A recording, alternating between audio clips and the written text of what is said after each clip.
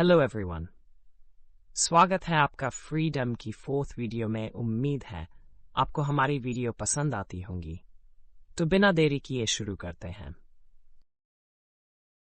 Creators क्यों rise हो रहे हैं इंडिया में? क्योंकि ध्रुव राठी क्यों राइज हो रहा है इंडिया में? नमस्कार दोस्तों। क्योंकि न्यूज से हम यंगस्टर्स का भरोसा बिल्कुल उठ गया है। ठीक है, हम लोग नहीं देखेंगे न्यूज। क्यों नहीं देखेंगे? क्योंकि न्यूज बिक चुकी है। न्यूज को बड़े कॉर्पोरेट्स ने खरीद लिया है और फिर वो एक ही टाइप की न्यूज बेचेंगे। अब अगर क्रिएटर्स को भी बड़े कॉर्पोरेट्स खरीद ले तो फिर क्रिएटर्स भी क्यों देखेंगे ना।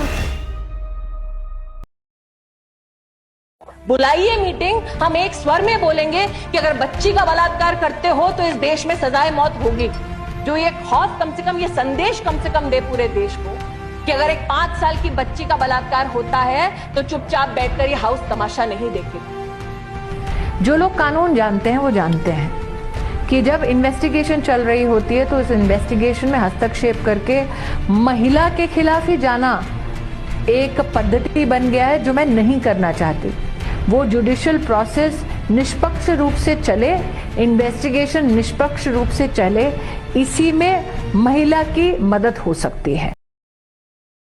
हमारे लीगल सिस्टम में एक पुरुष की जान की कोई कीमत नहीं है। 34 साल का अतुल, जो बैंगलोर में जॉब करता था, फेक डाउरी केसेस और एलिमनी की डिमांड से तंग आकर अपनी जिंदगी खत्म करने पर मजबूर हो गया। अतुल की वाइफ, जो एसेंचर में काम करती थी, महीने का 40,000 एलिमनी लेती थी, लेकिन धीरे धीरे 2-3 लाख डिमांड करने लगी। जब अतुल ने मना किया तो उस पे 9 फेक केसेस थोप दिए गए। पिछले 2 साल से अतुल हर महीने बैंगलोर से यूपी कोर्ट के चक्कर लगा रहा था। उम्मीद थी कि न्याय मिलेगा, पर मिला क्या? जज का मजाक और वाइफ की धमकी कि मर जाओ, तुम्हारे बाद तुम्हारे पेरेंट्स को भी कोर्ट घसीटूंगी। हमारे देश में अगर एक औरत अपनी जान लेती है तो बिना सबूत के भी हस्बैंड की पूरी फैमिली जेल में होती है, पर यहाँ 24 पेज का नोट और वीडियो एविडेंस के बावजूद भी कोई स्ट्रिक्ट एक्शन नहीं लिया गया। ऐसे कब तक निर्दोष लोग फेक केसेस की बलि चढ़ते रहेंगे? ये सिर्फ एक कहानी नहीं, एक वेकअप कॉल है। तो आवाज उठाओ और इस मैसेज को शेयर करो, क्योंकि न्याय के लिए मिलकर लड़ना जरूरी है।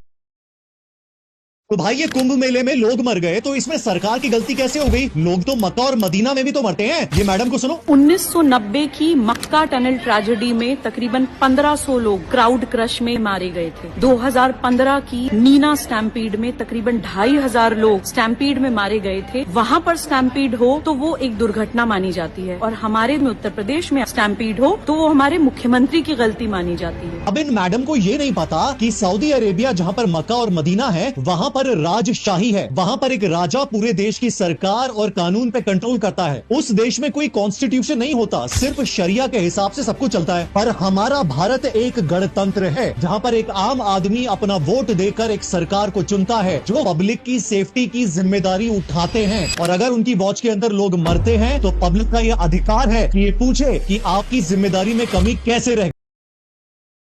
बॉडी को कचरा में छुपा के रखा था, माफ से देखे बॉडी को कचरा में छुपा के रखा। हिंदू बन के गया था नहाने, मरने के बाद मुसलमान बना दिया, दफना दिया, धर्म परिवर्तित कर दिया, फिर से बुलडोजर लगा के लाशों से बालू के नीचे दबाया जा रहा है। कह रहा है कि मोक्ष मिल गया। अरे नीच कुकर्मी वीरेंद्र शास्त्री, जहर की पुड़िया खा लो, भगवान करे तुमको उसी में माँ गंगा खींच ले, तुम भी मर जाओ, तुमको भी मोक्ष मिल जाए। प्रशासन और सरकार रोज जो है काउंट कर लेता था एक आदमी का। आज 1 करोड़ लोग नहा लिए, आज 5 करोड़ लोग नहा लिए। वो कौन मछलियाँ था?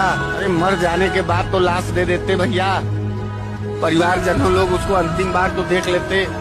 उसका हिंदू धर्म के अनुसार क्रियाक्रम तो करने दो भैया। लाश वापस करो हमारे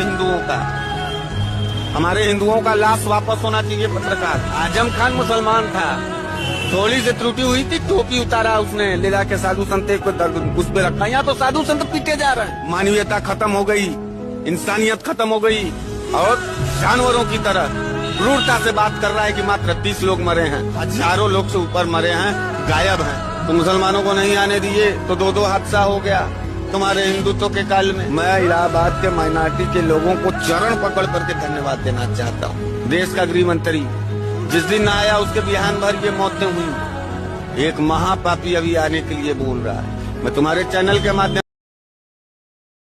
एक अनपढ़ आदमी देश पर कितना बड़ा बोझ बनता है। लेकिन एक second, India's total school enrollment rate dropped by 37 lakh from 2023 to 2024.